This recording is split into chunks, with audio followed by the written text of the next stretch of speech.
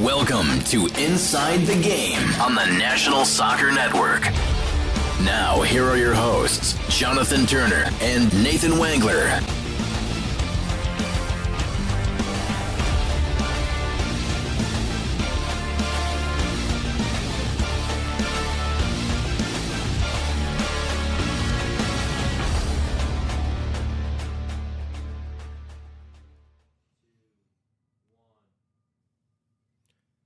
There it is.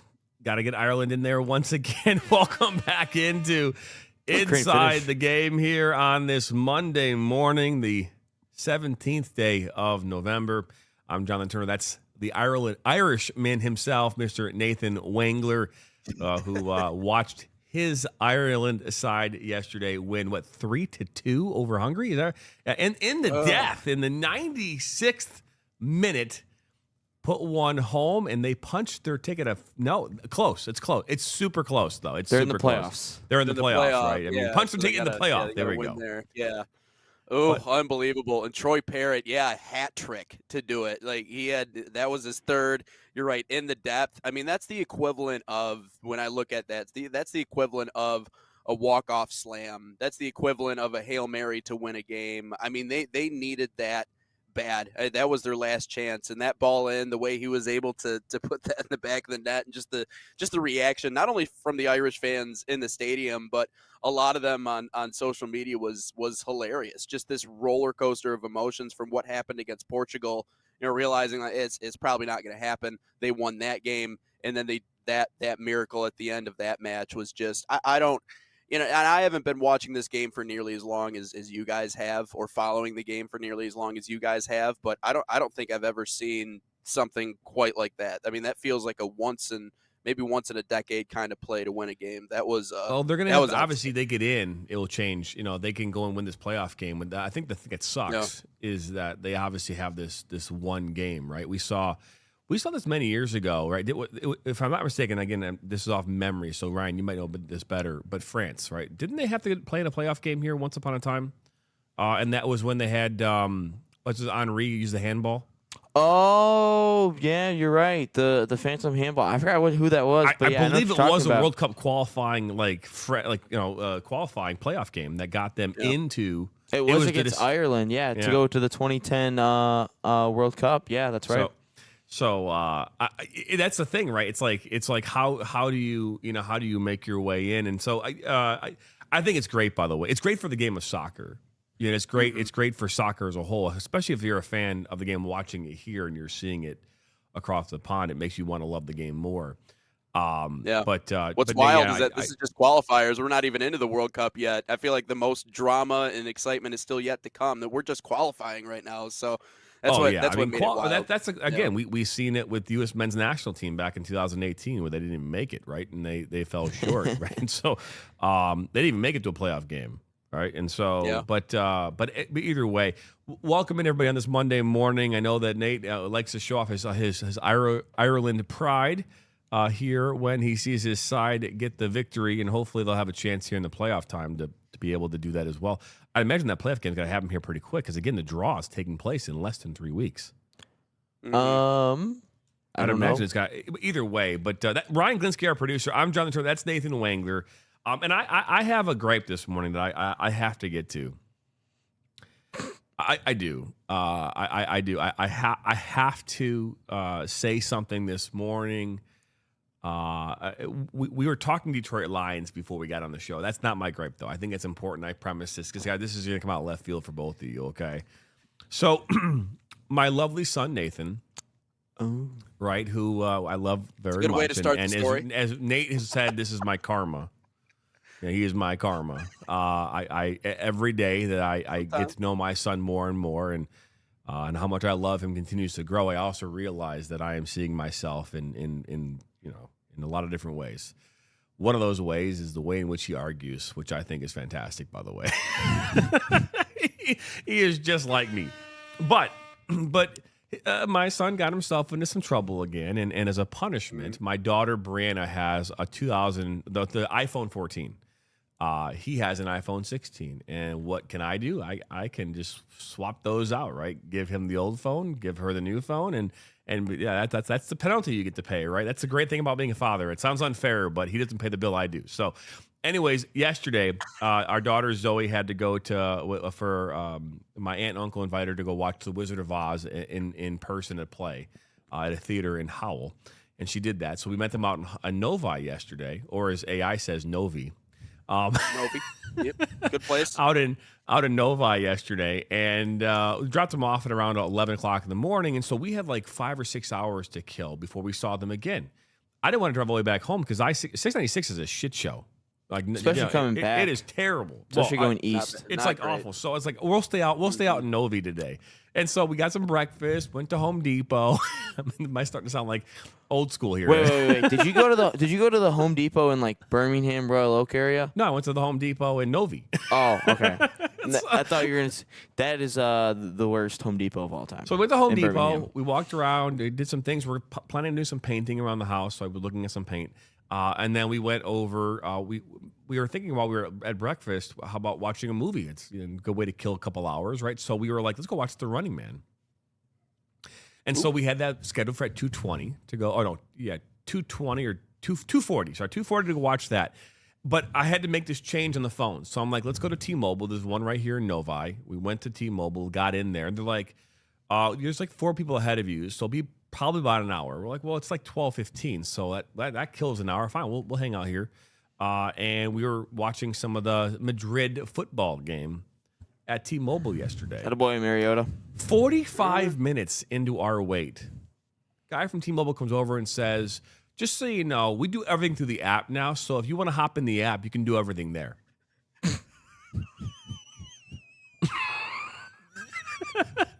The way I would have crashed out, man. Oh. Can you turn up Nate a little bit? I can barely hear him. The way it's not Nate though; it's our computer we system. We better hear. Oh, okay, all right. Yeah, it's on us.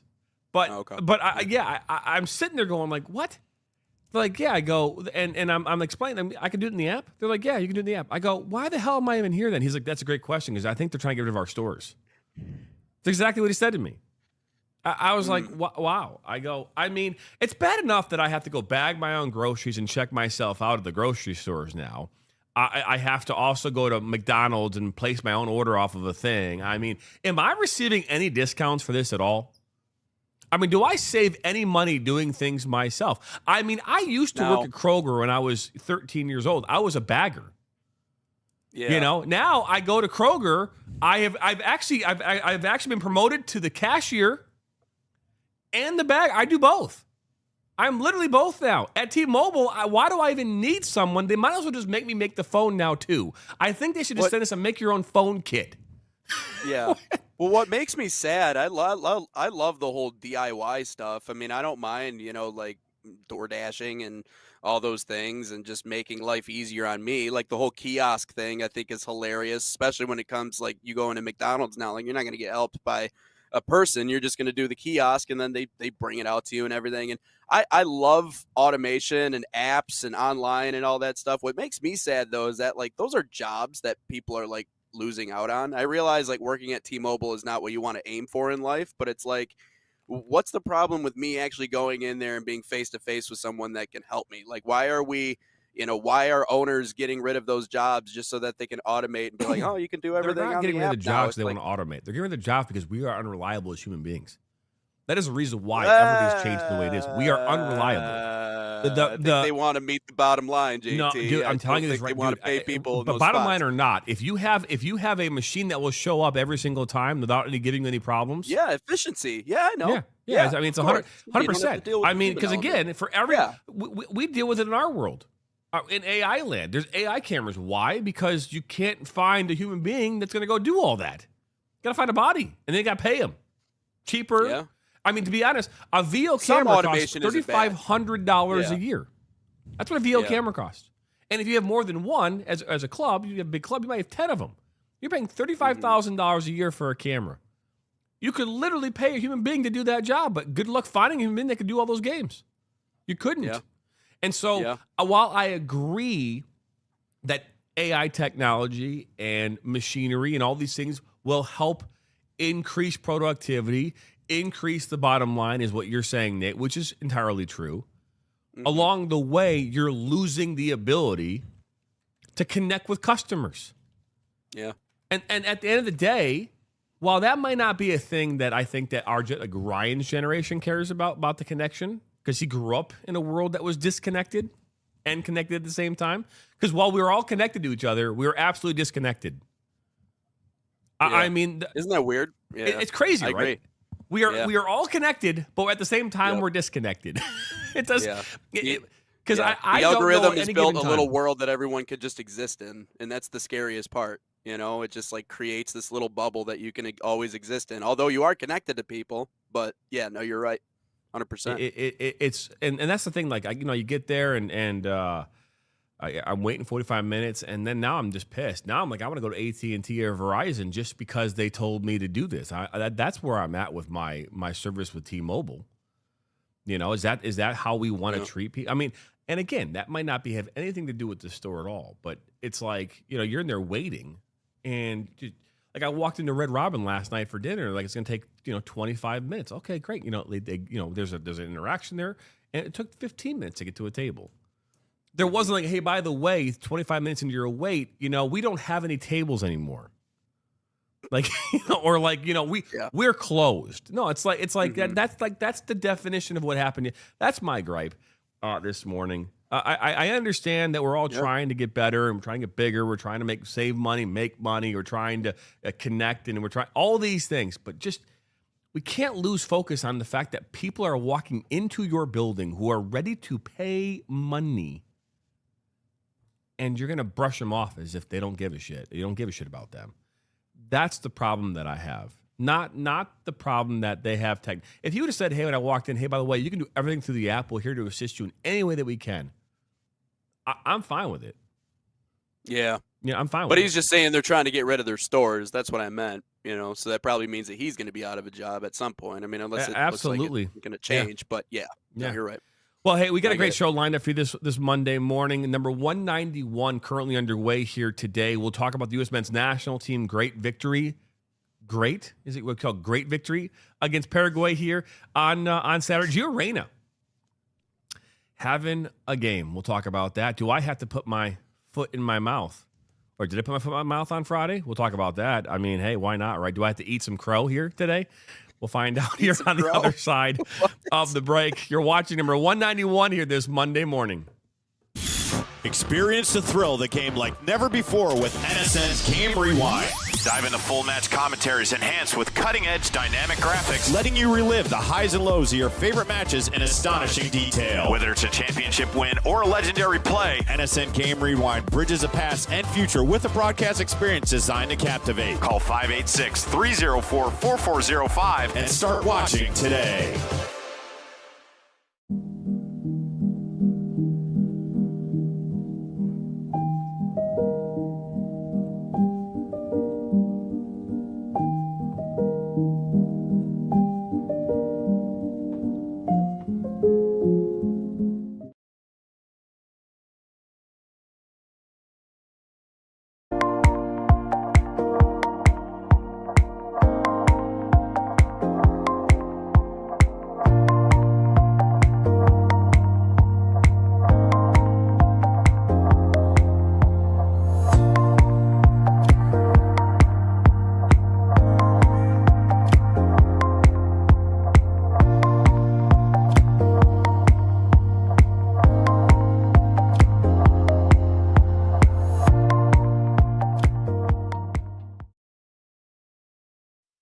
Welcome back this morning. It's Monday. Start of a brand new week. Number 191. I'm Jonathan Turner, Nathan Wangler, Ryan Glinsky, our producer. This is my last show here. Not my last show. My last show before I come back on Wednesday. I am leaving tomorrow morning while you guys are on the show. I'll be in the air heading to Tampa, Florida, where I'll be doing some business meetings and having some appointments, and also going to the U.S. men's national team game tomorrow night. I'll absolutely be taking videos of that here as well, and we'll get excited about that. Hey, during our commercial break, Mac Jack hopped in the chat. He was talking about obviously some mentioning the whole cell phone thing during our conversation. but was like, hey, let's talk about this MLS schedule. Well, we did talk about that last week. I will be the first one. We'll be like the third one to tell you this. We did talk about it last week on the show. I think it's great, and we've dove into it. I don't know if there's anything specific that we need to add to this other than the fact that, again, the MLS is going to be following, the across the pond, the European schedule, right, moving forward, starting in 2027. I think the biggest takeaway that some people were concerned about, why wouldn't this start like right after the World Cup? Why are we waiting? I just think, again, when it comes to logistics and trying to pull this all off, you just can't do it in like less than a year. It just doesn't make sense. Yeah. And so I think that's probably the biggest reason as to why we're not going to see it happen right after the World Cup. You got to work it all in. I mean, you're talking about, advertisers, all the people who are involved currently in all of this, all that has to be redone because now you're changing things. And if you're an advertiser who's used to putting money in during this time period, you might be one to put money in a different time period, and or whatever it might be, and that might change everything. So there's a lot that has to go into all this, and I think that that's probably one of the biggest reasons why we won't see a change until 2027. But the U.S. men's national team. Wait a second, McJake's got a question.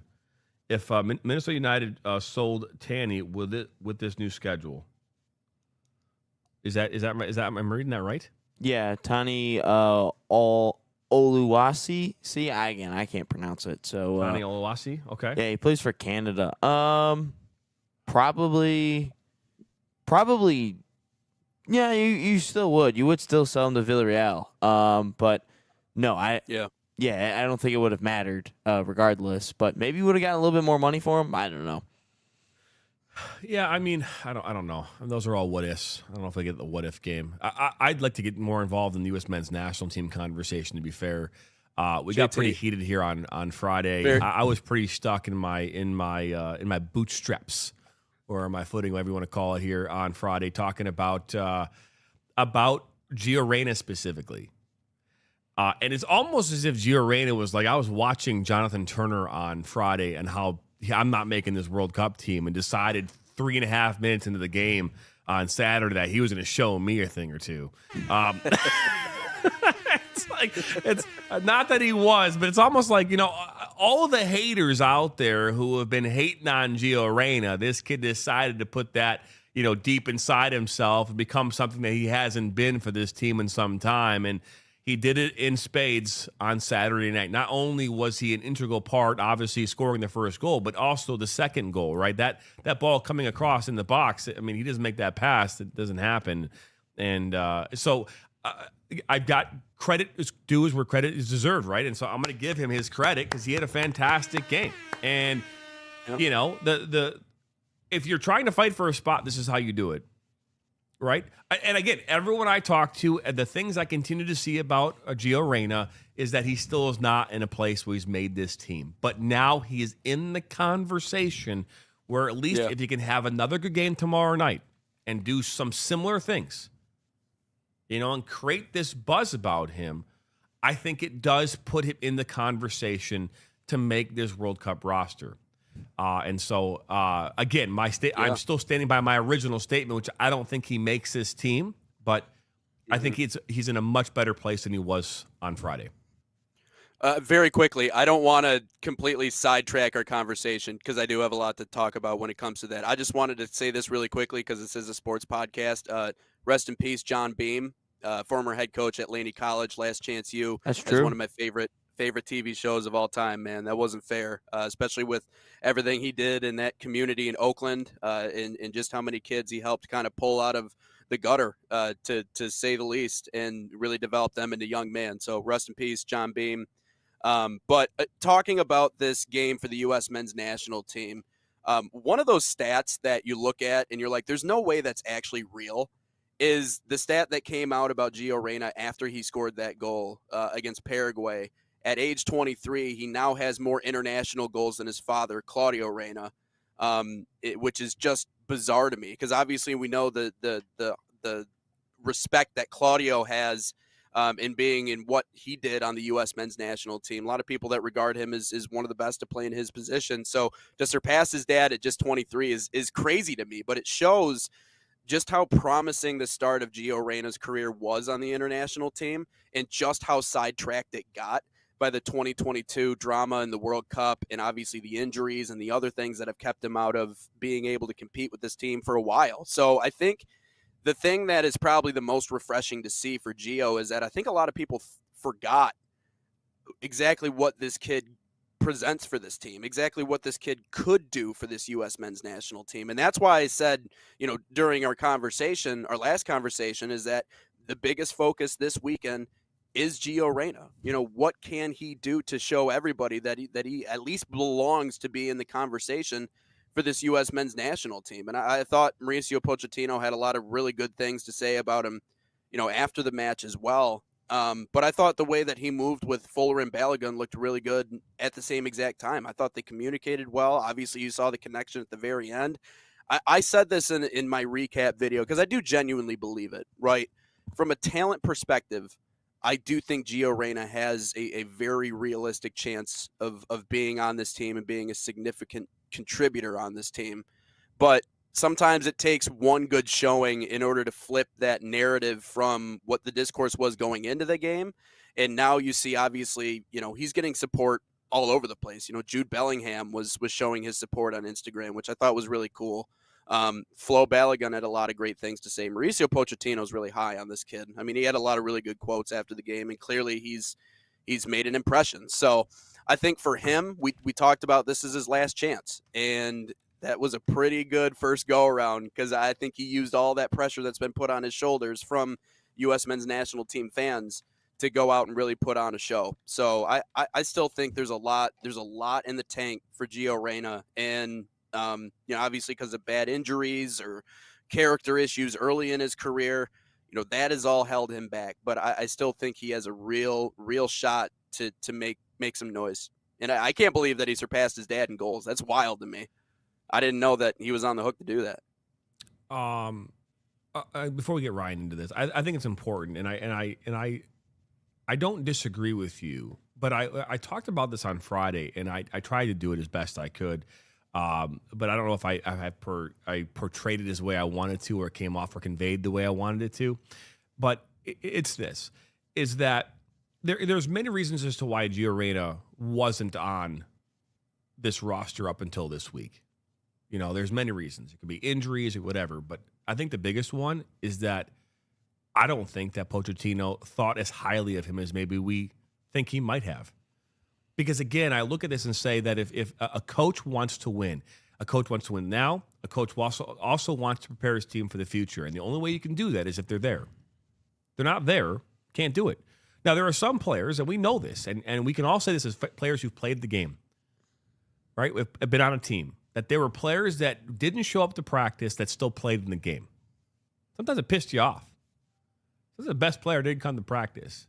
Coach broke a rule, right? And we know Pulisic, right, didn't play. Every time he's on that roster, that guy's going to start, especially in meaningful games, right? We know that. Mm-hmm. And so I'm a firm believer that if Gio Reyna, up until this weekend, was in the conversation, could have been on this team, he would have been there already.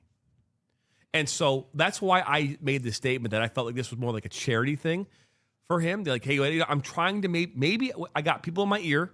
Maybe I got coaches going, hey, we got to give Reyna a chance. We got to give him a chance. If we don't give him a chance, we're shooting ourselves in the foot, which is very possible.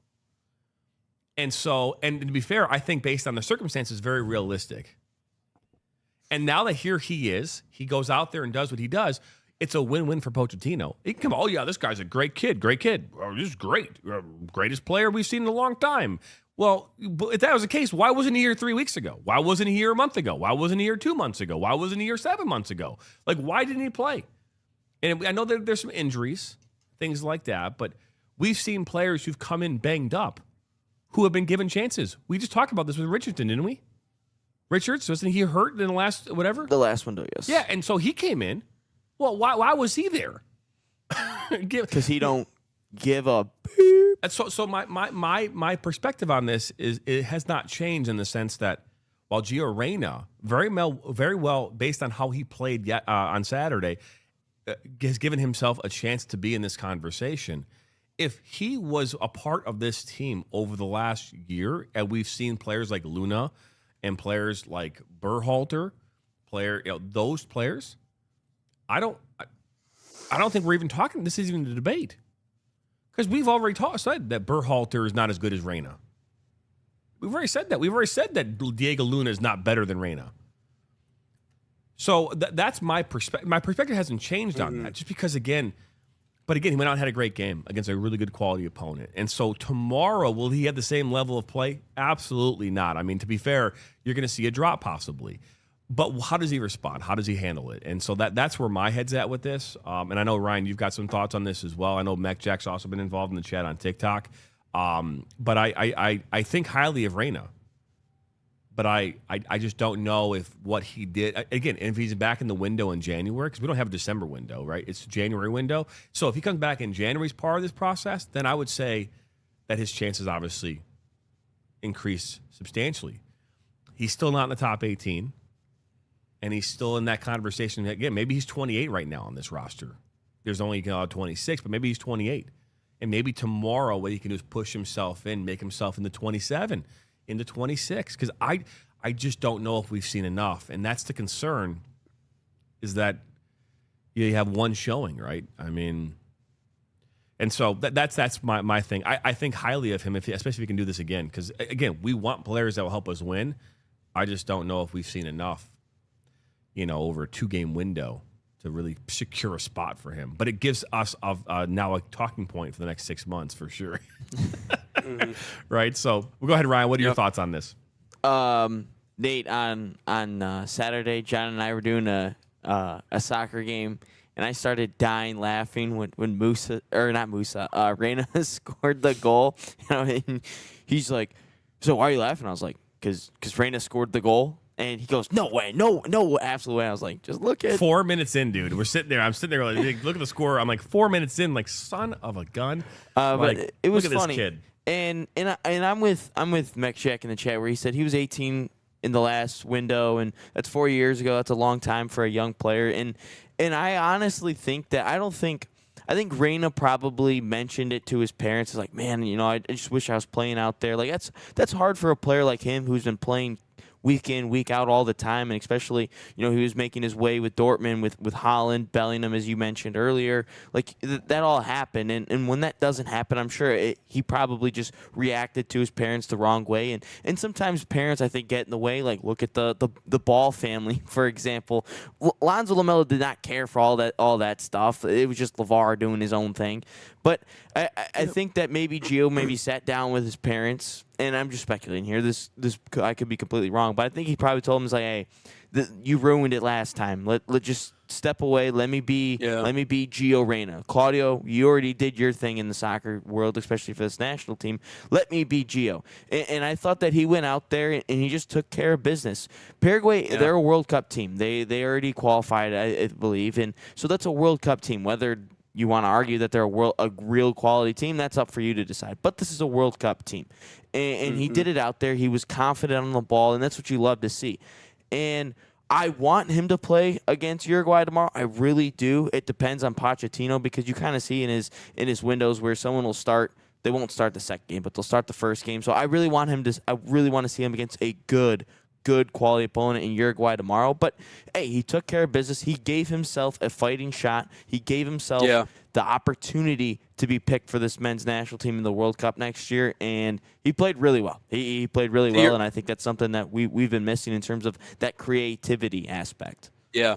And to your point, Ryan, I mean, it's been a combination of things. First of all, helicopter parents, they'll see you out of a lot of situations a lot quicker than anything else, especially if it's the way that his father was and the way that they handled everything in 22. Like, I think in a lot of ways his dad, while he has helped him get to this point, and obviously having a last name like that is going to get you a lot more opportunities than it isn't, but I feel like he has done a lot to kind of damage or sidetrack his son's career, especially early in his career, than he has good. And so I think now that he's starting to maybe have this coming of age, I think even Gio is realizing, like, hey, you just have to let me be me, because I do think he is very creative on the ball. Mauricio Pochettino said that he can find the space in between the lines, and I think he showed that off against Paraguay. I thought he was outstanding in the way he was moving about the pitch. But the other side of the early part of his career that's derailed him has been the injuries. And I understand that we just kind of want to like, well, are you injured or you're hurt? Well, I don't think you can really pass over that because that's also sidetracked his club career as well. He hasn't been doing as well. He had a thigh strain late in September of this year.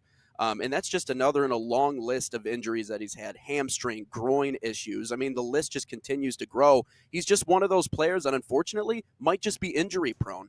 And we've seen that. We've seen great athletes that have a lot of potential that unfortunately just can't stay healthy. They just, for one reason or another, they just can't stay on the field. I think of someone in a baseball example is like a Mike Trout. You know, he would have been one of the best hitters of all time. Yeah, but he's played what? How many games and how many years? It's just because every time he's back out there, he gets hurt again. So I think that we have to factor those things in. And I think, you know, we can't, some of that we can hold against Gio Reyna, obviously.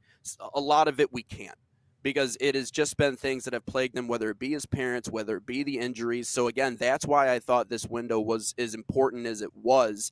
And for him to go out and execute on it, I thought was wonderful. And I would like to see him start the second game. I genuinely would. But I think if you just let Gio be Gio, I think we're really onto something here. I really do think we're really onto something here. And I think that night against Paraguay, they let Gio be Gio. And he showed everybody, I think, why he at least deserves to be in the conversation. Very quickly, though, someone else that I was really impressed with, Max Arfsten has looked really good. I mean, like, surprisingly so. 1 goal, 5 assists, and 15 matches for the U.S. men's national team. I think the kid's got a lot of potential. Now, he can be a little special on the ball sometimes. I think he tries to maybe get out of the box a little bit. But I like his creativity too. So Max Arfsten showed me a lot with this national team. So just pointing that out. But the other side, I think my favorite part of that whole matchup, JT, was the scuffle at the end. I love the mentality of this men's national team right now. It seems like every game they want the smoke. It seems like every game there's a brush up. Every game there's something. And they, you know, in the interviews afterwards, I forget who it was, but one of them was like, you know, we're playing this game at home. You know, we have a throw in late. They want to start doing cheap shots. We're all going to rally around. We're all going to run over there. And if they want to get into it, we can get into it. But we're playing here.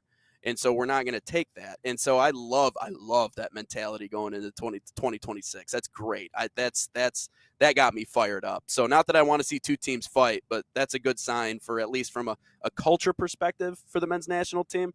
It's a very good sign for this team. Yeah, I think, again, I think it's important, and we've talked about this, we'll probably beat it to death here at this point, but I think it's important to say that regardless of the reasons, and there could be a million reasons, that Gio Reyna wasn't in the mix over the last 6 months. At the end of the day, it doesn't matter. I mean, and you can't just toss context aside, man. No, like, that's all a part of the my story. point, though, my perspective on this is not that you can toss context aside. Is that, but it doesn't. In a World Cup window, if he doesn't make this team because he was battling injuries for 7 months, then it is what it is. You know what I mean? I'm not trying to sit here and tell you that Gio Reyna is not a good player. Gio Reyna is a good player. Is Gio Reyna the greatest player? No. Will he become a great player? Maybe. Will he contribute to this team in positive ways? I think it can be said that could happen.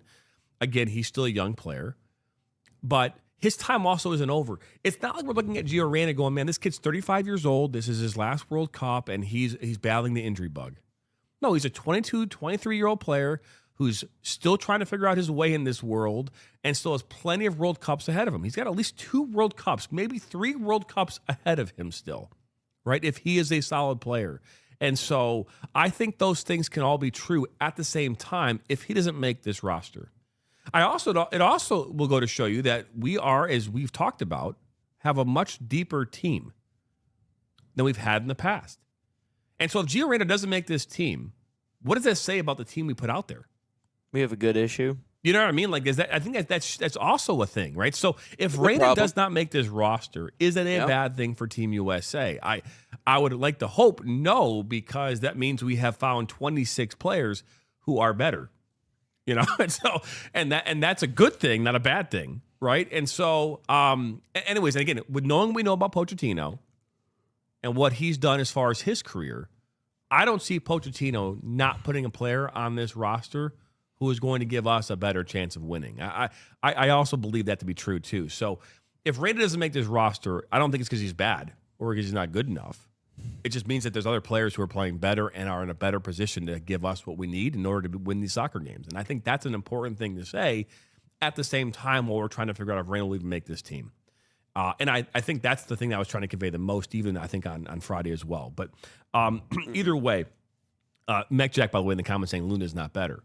We talk about that all the time. Luna is not a better player than Reyna. I 100% agree with you on that. He's just a story that everyone likes. Well, I don't think it's just a story, but the intangibles right now that Luna brings are the same reason why Nate's fallen in love with him. You know, he's the Rudy. No, I mean, be honest. He is a player that will lift about players the size up of Rudy him. And, you know, I don't think he's Rudy. No, I said he is the Rudy of this team. The feel-good story. He is a guy that if you look at it and say, oh, where would he stack up on this team? He's not big enough. He's not tall. Do you think they're chanting Luna? I do. Luna. I mean, so he has the intangibles, right? He's going to run through a wall. He's got this broken nose, bleeding everywhere. I mean, do you see the same? If you're telling me that you got a player who's less talented than another player, but will give you 1,000% more energy and 1,000% more effort on the field, who are you going to take? Yeah, again, especially when you're talking about a World Cup, because we're not going to win World Cup on talent. We've already talked about that. If we have a chance of going far in this tournament, it's going to be based on the fact that we're fighting people at the end of a game. I think Gio is turning a page, though. I do think Gio is turning a page, though. I would hope so. Well, we've got way more body of work with Luna on this team than we do right now than we do with Reyna. And so Reyna, as much as he had some success on Saturday, is going to have to do this tomorrow too. But at the same time, though, when Luna's biggest stage, Luna's biggest moment was against Mexico in the Gold Cup, and yet bro didn't exist. Like he was nowhere to be seen, and that he was the spotlight, and he did nothing. So I don't know. I just think in Luna's biggest moments, he doesn't do anything. Let's flip this. If Matt Turner has not played a lick, Matt Turner is not starting this World Cup. Can we all agree on this at this point in time? It's Matt Freese? Right? Because Freese played right on Saturday? Yeah. Okay, so it's Matt Freese. Yeah. He's the goalkeeper. Mm-hmm. If tomorrow Matt Turner played tomorrow and had a lights-out game, would he automatically leapfrog Matt Freese? No, but we'd have a really good conversation, though. But I'm saying, would he leapfrog him? No. I think it's important to acknowledge that it's not one thing. It has to be consistency. What you've seen from Luna over this summer, good, bad, or indifferent, the coach has a consistency within this environment. He doesn't have that with other player like Reyna. And so Reyna is going to have to, unfortunately, do a lot more in a quick amount of time to be able to make his mark. And so hopefully we'll also see Reyna come January. Hopefully we'll see Reyna come February so that he's got not 2 games to look at, but like 6 or 7 games to look at. Oh, boy. I just thought about that. Oh, boy. But I will say in the small sample size of Reyna, that's why I said that in the video I post out there, which make sure you're following us on socials, that's why I said he's put himself in the conversation. He's now in the mix. Reyna is not the starting right winger, starting 10. Like, he's not that.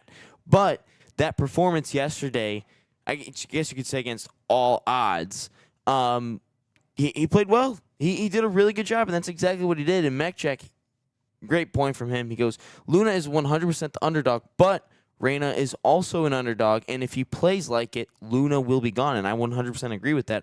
I mean, I don't think Luna's going anywhere at this point. I think if anything happens, Luna's just going to be. I think Reyna would take a spot, and they'd be there together. Luna would just be at the end of the bench just for the vibes. That's basically what Luna would be there for. Yeah, he'd be somewhere on that 26-man roster.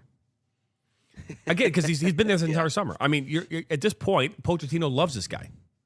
And whatever he's doing, a vibes guy, man. Yeah, I mean, he's this is a person you want in the locker room that's going to just run through walls for players, and the players respect the shit out of that.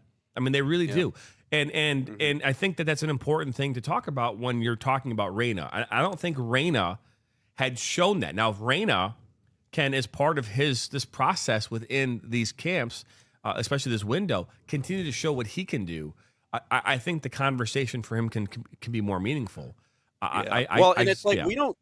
Yeah, the unfortunate thing is, like, I wish I could be a bug on the wall in these training camps. I wish I could see these practices. I wish I could see these meetings, these sessions, coaches and players. I wish I could just be in the building. Like, I'm not here. I'm just over here, just watching. I know we got the documentary and everything, but like, I also feel like a lot of those opinions are formed in training as well. Like what do you show the people in those camps when you're there? Yes, what you do on the field is the most important. We've all acknowledged that. But I also think there is probably a stark difference between the way that Reyna handled training camps and everything earlier in his career, back when he was having all this drama, and the way he's handling it now. And we see this from the way that his teammates talk about him. And you could say, well, they're just trying to hype up their teammate. I think they mean it. I don't have any reason as to why they would go up to the media and just lie about Gio Reyna. I don't get that. So I wish we could see what actually happens inside of that building, because I feel like that would give all of us a better understanding of what exactly it is that we're talking about right now. Like, yes, we haven't seen him. There are reasons for that, though, like we've laid out, and not all of it his fault. No, again, I'm trying to say.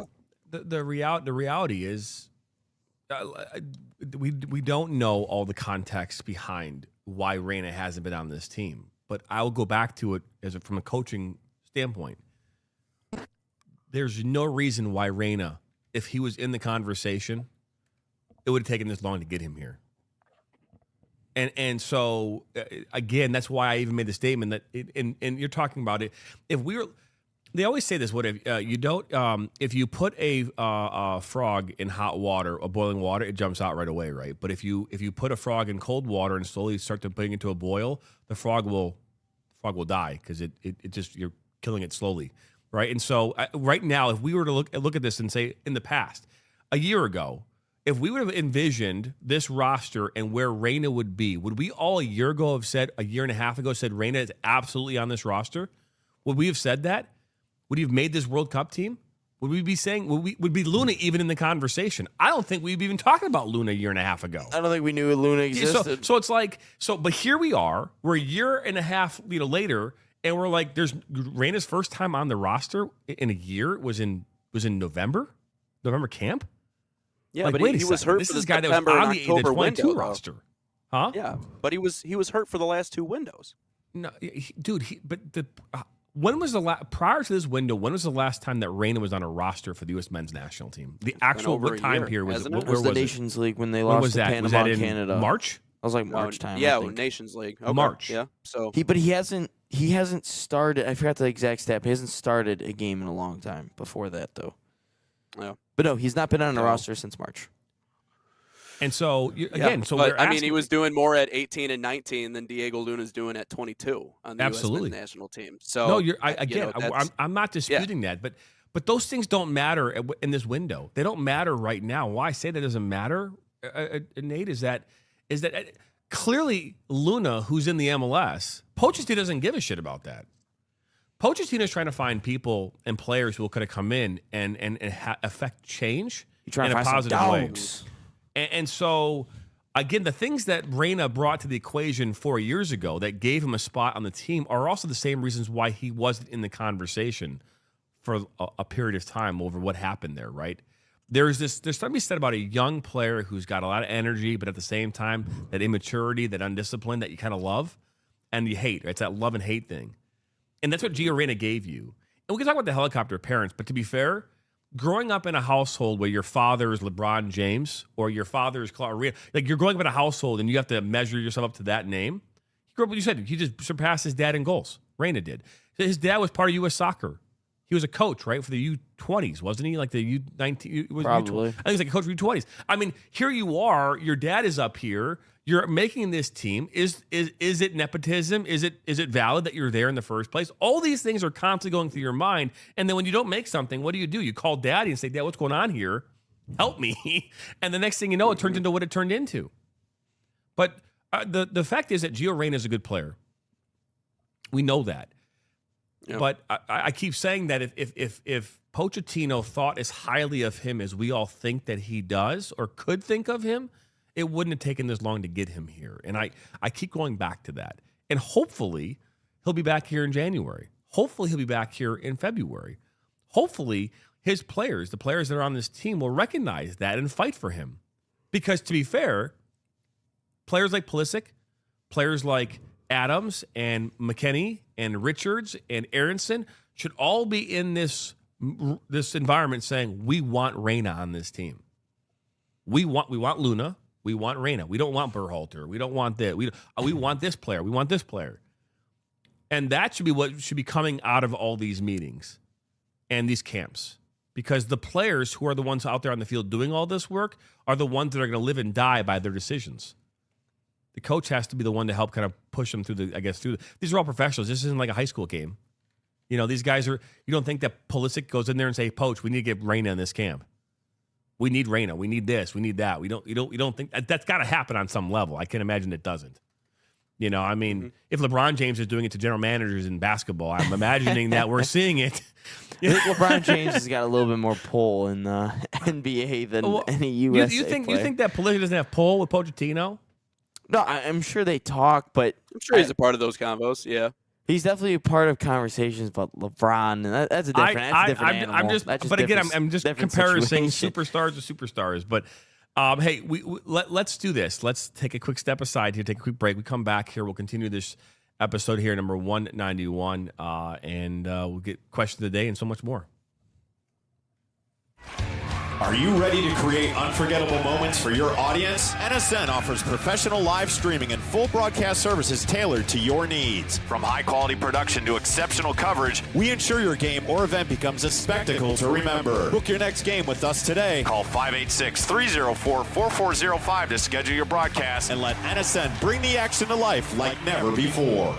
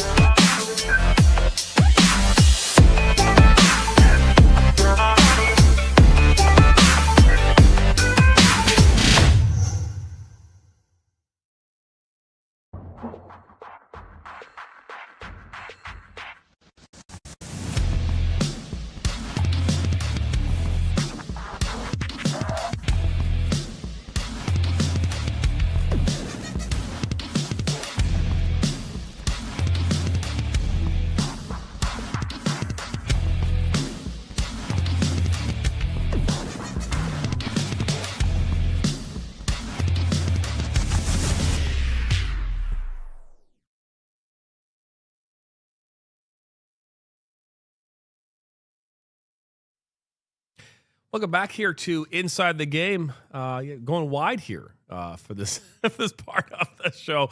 I'm Jonathan Turner, Ryan Glinsky. There's Nate. But welcome back here into the show. And hey, I think it's great. We got some comments coming in. I know Mech Jackson involved in the comments. If you want to be involved in our conversation, all you got to do is get involved in the chat and ask us questions, give us your comments. I know. We're talking Gio Reyna, and the reason we keep talking about Gio Reyna is because, to be fair, he is probably the only player, if we didn't have him on the roster, if he does not make this team, there could be an argument about why or why not. I think Berhalter, if he didn't make this team, I don't think we even second guess it. Okay. I mean, to be fair, prior to what we've seen from Luna, if Luna didn't make this roster, I think we go, okay, yeah, Luna didn't make it. I mean, because again, it's just like, but Gio Reyna is a player that arguably has the talent, but maybe it's the intangibles, it's the question marks that have been have arose here over the years, especially back in 2022, that have put him in a spot where if he makes this team, you understand why. If he doesn't make this team, you also understand why. But you're still mad or you're excited on both sides of that. So I think that that's probably why it's the most controversial, I think, pick or lack of pick for this team. Because is there another player in the mix that we would feel this strongly about outside of Reyna? It'd probably be a player. I feel like for me, it's Yunus Musa. Like he's been.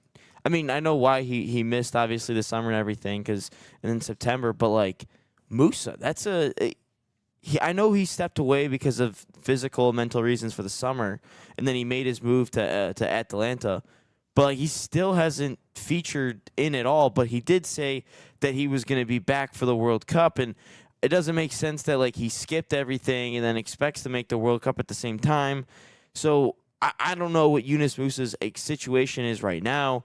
I know that we have a couple more games before, the World. Obviously, we still have a handful of games before the World Cup and the tune-up games. But like Musa, that's another weird one that like we haven't seen him, but we also haven't heard a ton of. But I feel like he should be on the roster too because he played well in the last World Cup and he's been playing fine ever since then. So I don't know. Musa's another weird one for me. And Mekchek mentioned, to your point about Pulisic being LeBron James, he says, I get weird vibes from Pulisic. I don't like he's not a player's player.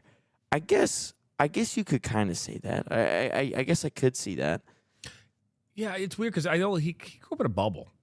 He's another kid that grew up in a bubble. His parents and family moved him on purpose to places so he could be playing soccer. I mean, socially awkward. There's again, we can talk about helicopter parents. I mean, his parents moved their entire family.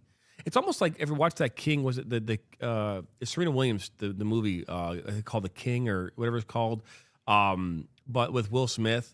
You know, that dad, literally his entire life centered around getting the Williams sisters like to professional tennis. It almost seems like the entire world around Pulisic was to get him to professional soccer. And so everything they did, every move they made was methodical. It was strategic, get you to where you have to go so that and we'll find our jobs while we're there. It's called King Richard, by the way. King Richard, thank you. But it's like this, and that's exactly what that was. So what do you expect is going to happen to the kid? I mean, well, I just think personality-wise, I don't think he's comfortable being the vocal leader, lead from the front type. I think we've seen that. I think that's, we saw Zlatan Ibrahimovic, who played with him for a little bit in that documentary, say very plainly up front, he's just not that way. Like, we're trying to get him to be that way, but that's just not the way that he is. And so I have no issue with this U.S. men's national team leading by committee. That I'm fine with that. If everybody wants to step up and do their part to lead, that's fine. I mean, I know that we call him Captain America. The reason being is because I do think from a raw talent perspective, I think he's probably the best naturalized soccer player that we've ever seen from the United States. But, is he the vocal, man in the media, the guy who always leads from the front? No, that's just not who Christian Pulisic is. I realize he grew up in a bubble, but I think some of that is nature, but also some of that is nurture. Maybe that's just not who you are as a person, and that's fine. We just have to accept that as American fans and fans of this team. He's just not going to be that type of guy. So if we have to lead by committee, if we have to rely and lean on multiple different players to lean from the front, maybe today it's this player, maybe today it's this player who steps up and does something to help lead the team in one way or the other. I'm cool with that. I just think we have to kind of accept that that's where we are, because that's just not who Pulisic is. Personality-wise, that's just not who he is. Yeah, no, I don't know how much of a personality Clint Dempsey or Landon Donovan had when they were leading the way. Like I can't remember a time where Landon Donovan was out there and like in front of the cameras speaking as clearly and as intellectually and articulating his thoughts as well as maybe we thought he was. Dempsey, I'll disagree with you on. Landon Donovan, yes. Yeah, Landon Donovan, yes. Clint Dempsey, I'll disagree. Clint Dempsey was very vocal. But my point, though, is that at the time, Landon Donovan was the player. Clint Dempsey was always number two as far as I was concerned as a player growing up. I always felt Landon Donovan was here. Clint was a step behind. Yeah, until Donovan retired. Yeah. And so, but Landon Donovan was up here. And I remember the big-time moments that Landon had. I don't remember him stepping out in front of cameras and being like this very vocal person. And so again, there are a lot of different ways that players can lead. Now he is. Obviously now he is, because, but I think that, again, that I'm not judging Pulisic and how he handles himself in front of the media. I judge him how he handles himself in the field. And the thing from Pulisic that I haven't seen is actually having an impact on the game. We haven't seen really an impact from him. And granted, again, the windows have been short and far between, but he's a player that's on this roster. He's your best player. He's your best player, so he will be on this roster, so he gets the free pass. And while we're all pissed off about that, if we'd all be calling hell, we'd all be yelling expletives at the screen come June if he's not on this roster because he took the summer off because he wanted to have some time with his family, whatever it might be. We'd all be pissed off at the same time. And so Reyna's not in that place. Luna's not in that place. We could go down this roster of players who's not in that. Musa is not in that position. There are probably 4 players in this roster that could get away with something like that and still be on this team come June, right? I mean, again, Matt Freese, he's earned the spot as far as I'm concerned. So if he took off a window, he's fine, right? I think he might lose his starting spot, but he's in the roster, right? You look at a player like Tyler Adams. He's not here right now. He's not here right now, but he's not making this roster. What about? Because we haven't seen him in a while. And I think he's an integral part, but we haven't seen him. We also haven't seen him for his club. What about Jedi? What about Anthony Robinson? Like, we have not seen him. I think he's a really good player. I think he's integral for us. But we have not seen him in, probably that last failed Nations League, but he's been having like a nagging injury, it feels like, since then. Since the end of the Premier League season, which he was fantastic, by the way. But we have Wasn't he back for a little seen bit, him. but then... Huh? Wasn't he back playing for a little bit, but then he got hurt again? Like I it's don't like a think so. nagging, like ongoing knee injury. I don't Unless think he's so, still but that's battling another with player it, we have but- not seen. Yeah. But he again, if he's Robinson is one of those 4. But like I'm saying, we haven't. You talked about taking a window off. We haven't seen him. Period. No, but my point, there's a medical thing there, right? Didn't he have like step away for a family medical emergency, like a birth or something like that? I think it wasn't like a birth in the family, like his wife. I thought I there don't was know. something like that we had in like the last one, the family medical thing that like basically leave for family.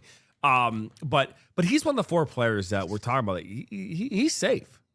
I mean, he's safe. I mean, like, Yeah, that's what I'm saying. That's why I mentioned that. and so again, like anything, right? If I'm looking at this from the standpoint of this is a tryout, right? Every year, you can look at preseason football, right?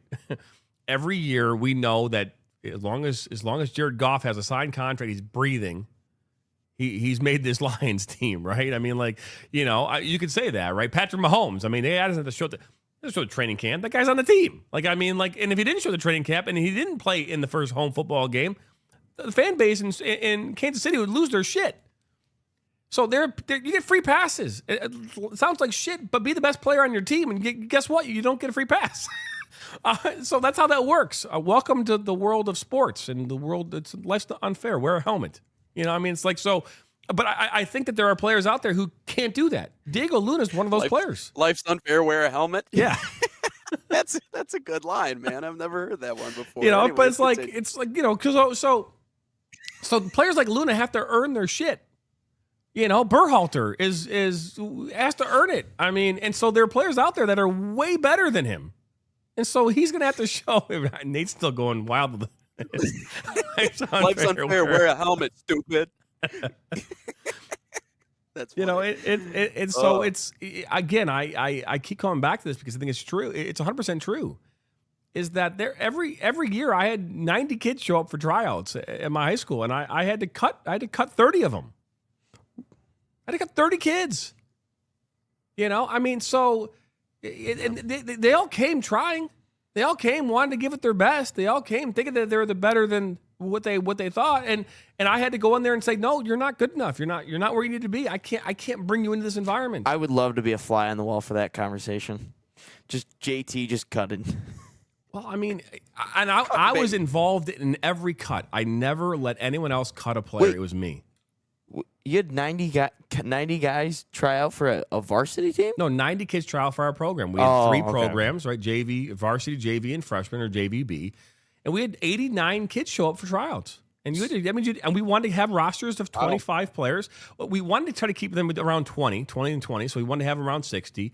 And but yeah, I mean, we cut 30 kids, and it sucked. They all wanted to be there. I had one kid who I cut 3 consecutive years.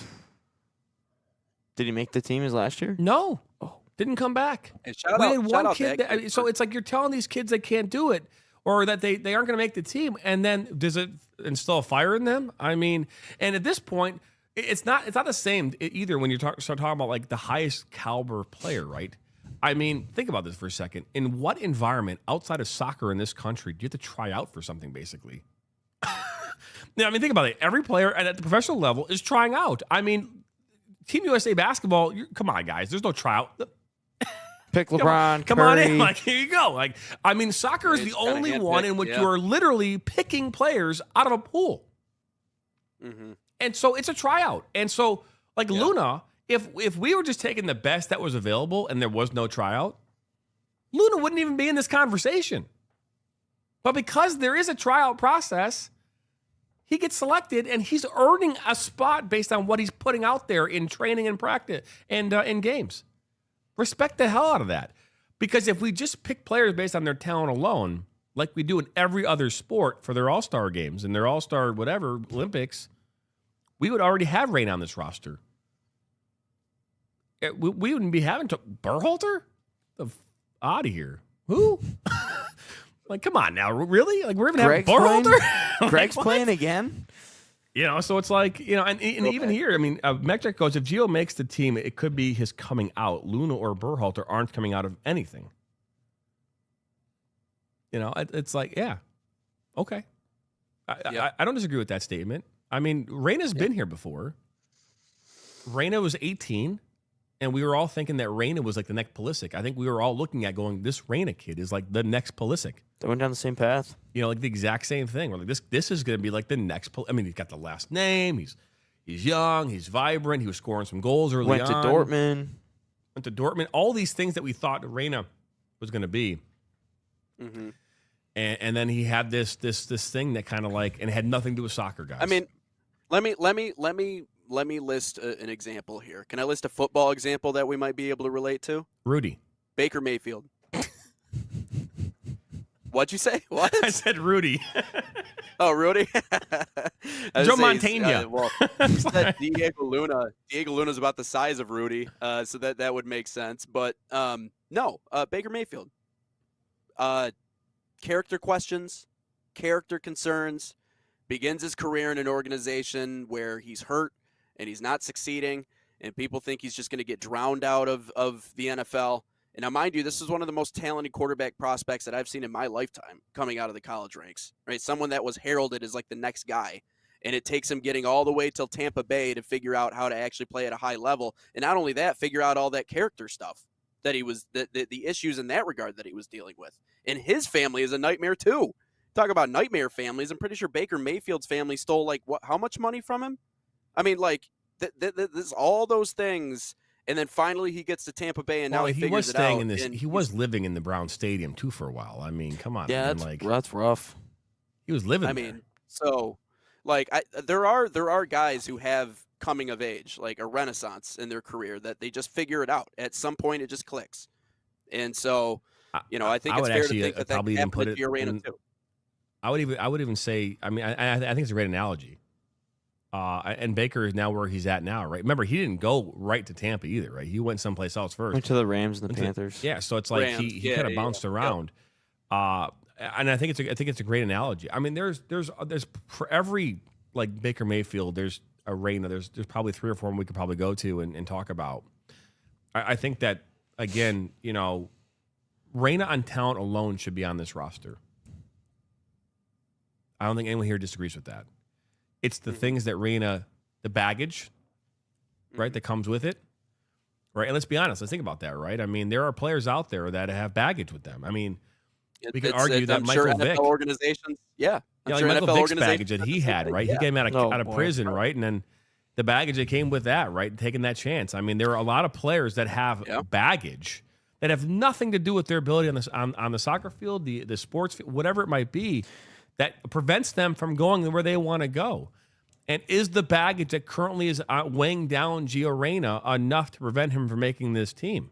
Obviously, how he performs tomorrow, it's his job to dust that bag, take those bricks out of that bag and get going, right? But that's the baggage that he carries because he does have the talent.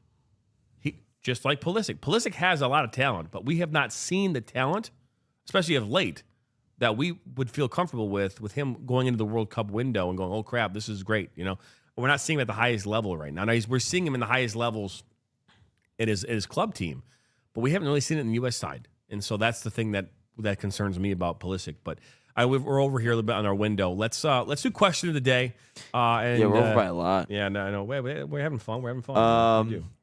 Salt Athletic, the official sponsor of us here at the National Soccer Network. Use promo code NSN15 to save 15% off, or visit saltathletic.com today, or scan that QR code. But this one's very simple. Are the Lions cooked? No, they're not cooked. My goodness gracious. Not cooked. They're 6-4. They've lost to 3 football teams that are really good. And they lost to 1 okay football team. 1 really bad football team. What's the one bad football? Green Vikings. Bay? The Vikings? Vikings suck. Well, again, how in the world did we lose to J.J. McCarthy? But again, we lost to the Vikings and we lost to Green Bay, right? The 2 teams at the bottom of the North. And so I would argue... We're actually one of the bottom teams in the North at the moment. There you go. We're third. Yeah, see, there you go. Right, and so... No, I don't think they're cooked. I think they're losing football games to teams that are better than them, and that's how that works. But at the same time, like when if I look at the Vikings game, we got our asses kicked in that game. We looked like shit. We played like shit in that game. We played like shit in the Green Bay game. We played like shit in the Green Bay game. Last night, defensively, we gave up 16 points to like the best offense in this damn league. One of the best offenses in this league, won the Super Bowl last year. They're currently now 8-2. I'm not going to lose my sleep over losing to a team that's 8-2. That when we're looking at the beginning of the season at what we were and what we had lost, this is probably a game we already figured we'd be losing anyways. And so, no, I'm not thinking we're cooked at all. Now, what happens is the games you got to go out and win those games that we're supposed to win. Like next week against the loser Giants, if we don't win that game, then we're cooked. I'll tell you that right now. If we don't win that game, we are cooked. I'll tell you that. So that's all I'm going to say. So, no, we're not cooked as of right now. But next week, if we don't beat the Giants, the shitty Giants, no, thank you. Go ahead, Nate. No, I think they disappear against any team with a pulse so far this year, and I think that's really troubling to me. I think their offensive line is struggling. Like I talked about, the days of that O-line just going out and bullying people is gone. That doesn't exist anymore, right? So now we have to find more creative, unique ways to move the ball down the field. But I think our play calling on offense was just terrible. Now, I will agree with you on the fact that the Eagles probably have the best defense in the NFL. They are first in many different categories in that way, so it's going to be really hard to move the football against that team. But I think when you kind of fall apart against, squads that will be in the fight to go win a Super Bowl when it's all said and done, it's not necessarily a ringing endorsement for this Lions team. So do I think we're cooked? No. Do I think we will make the playoffs? I do think we'll make the playoffs, but I don't think this team's winning a Super Bowl. I don't think this team's coming close to winning a Super Bowl. So if we're talking about expectations, that's here, Debbie Downer. We're winning a Super Bowl this year. Damn it! No, that's it. We're doing it. We're doing it. We're getting all of our players back. If you set your expectations down here, you'll never be disappointed, JT. Just set them as low as you can, and then anything else out that's a surprise. Hey, in Madden 25 or 26, I win the Super Bowl every time. I just want to say that, right? With the Lions. That's fair. On rookie. Oh, man. Anyways, that does wrap up our Monday edition of Inside the Game. Nate and Ryan will be all by themselves here tomorrow, as I will be traveling to Tampa Bay to partake in the U.S. men's national team game against Uruguay. I'm excited about that. So, but anyways, I'll be back Wednesday. They'll be back tomorrow morning. You've been watching number 191 here, 192 coming your way here tomorrow morning, 9 a.m. to 10 a.m. right here on the National Soccer Network. But from all of us here at Inside the Game, that's Ryan Glinsky. That's Nathan Wangler. I'm Jonathan Turner. Have a great rest of your Monday. We'll be back here tomorrow morning, same time, same place, right here on Inside the Game.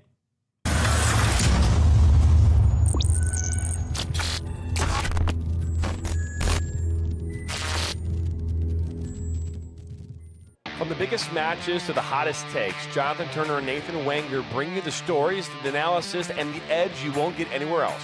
Streaming live weekdays at 9 a.m. on YouTube, Roku TV, Facebook, Twitter, and all major platforms. No filters, no fluff, just real talk, real soccer. This is Inside the Game.